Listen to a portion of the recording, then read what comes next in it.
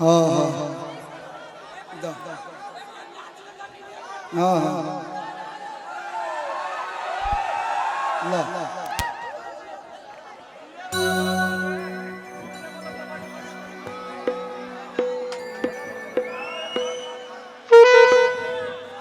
भाई लोग के तना मन बा रुआ लोग के मन कैसे तोड़ सकी ना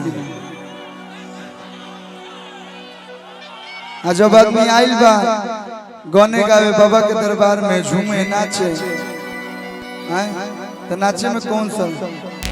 हवा सा ऐसा गाड़ी सा ऐसा हाँ दोनों मतलब गईबो करी नचबो करी दोनों कि जब मारे लचिलम ताहर मन बौराए तब हकेला बोलमुआ गाड़ी सा गियर मारे के बोले लेकिन कृष्णा पर हम के आगे आके स्लो हो जाएगा काहे कि बाएं कट बतवे बाबा के आवे लगा दे भैया लगा दे प्ले कर दो मैं भाई हमर नचिए सब